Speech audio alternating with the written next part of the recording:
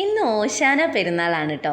അപ്പോൾ രാവിലെ തന്നെ നമ്മൾ പൂക്കളൊക്കെ പറിച്ച് നമ്മൾ പള്ളിയിലൊക്കെ പോയിരുന്നു. കുർബാനയൊക്കെ കഴിഞ്ഞത് ഇപ്പോഴാണ് കേട്ടോ വീട്ടിലെത്തിയത്. അപ്പോൾ അതെല്ലാം കഴിഞ്ഞതിന് ശേഷമാണ് ഇന്നിപ്പോൾ വീഡിയോ ഇടുന്നത്. ഇതൊക്കെ രാവിലെ പൂ പറിക്കാൻ പോയതിൻ്റെയാണ് കേട്ടോ. ഇന്നലെ വൈകുന്നേരവും പോയിരുന്നു. കുറേ പൂക്കളൊക്കെ പറിച്ച് നമ്മളതൊക്കെ ഒരുക്കി ഒക്കെ റെഡിയാക്കി വെക്കും കേട്ടോ. ഈ ഓശാന പെരുന്നാളിൻ്റെ അല്ലെങ്കിൽ കുരുത്തോല പെരുന്നാളിൻ്റെ പ്രാധാന്യം എന്താണെന്ന് വെച്ച് കഴിഞ്ഞാൽ, യേശുവിനെ ക്രൂശി തറയ്ക്കുന്നതിന് മുൻപ് ഒരു 6 ദിവസം മുമ്പ് യേശു ജെറുസലേമിലേക്ക് കഴുതയുടെ പുറത്ത് കയറിപ്പോയി.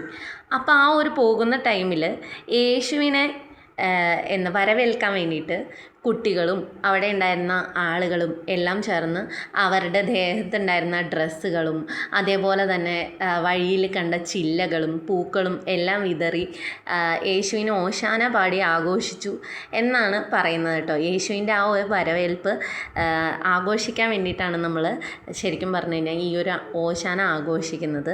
അപ്പോൾ അതിന് വേണ്ടിയിട്ട് തന്നെയാണ് നമ്മളും ഇതേപോലെ തന്നെ നമ്മുടെ കയ്യിലുള്ള കുരുത്തോലകൾ നമ്മൾ രാവിലെ തന്നെ പള്ളിയിൽ കൊണ്ടുപോയി കൊടുക്കുന്നുണ്ട്. അതേപോലെ നമ്മൾ അവിടെ നിന്ന് ഇവിടെ നിന്നൊക്കെ പൂക്കളൊക്കെ പറിച്ച് അതും നമ്മൾ പള്ളിയിൽ കൊണ്ടുപോയി കൊടുക്കും. നമ്മളും യേശുവിന് വരവേൽക്കാൻ വേണ്ടിയിട്ടാണ് കേട്ടോ ഇതേപോലെ പൂക്കളെല്ലാം കൊണ്ട് പള്ളിയിൽ ചെല്ലുന്നത്.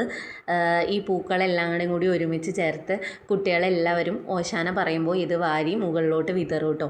നല്ല ഭംഗിയാണ് കാണാൻ. പള്ളിയിലൊരു പ്രത്യേക ഫീലായിരിക്കും ആ ഒരു സമയത്ത്. യേശുവിൻ്റെ വരവേൽപ്പാണ് നമ്മളും ആഘോഷിക്കുന്നത്. അപ്പോൾ അതാണ് ഈ ഓശാനയുടെ ഒരു ഐതിഹ്യം. അപ്പം ഇതൊക്കെ ഞാൻ ഇന്നലെ പറിച്ച് ഒക്കെ റെഡിയാക്കി വെച്ചതാണ്. നമ്മൾ ഏതെങ്കിലും ഒരു പഴയ കത്രിക എടുത്ത് മുറിച്ച് കളർ ചെടികളും എല്ലാം നമ്മൾ ഇതേപോലെ ഒരുക്കി വെക്കും കേട്ടോ. അപ്പോൾ എങ്ങനെയുണ്ട് ഓശാനയുടെ കഥയൊക്കെ എല്ലാവർക്കും ഇഷ്ടപ്പെട്ടോ? ഇഷ്ടപ്പെട്ട കൂടെ കൊടുക്കോ. ഓക്കെ.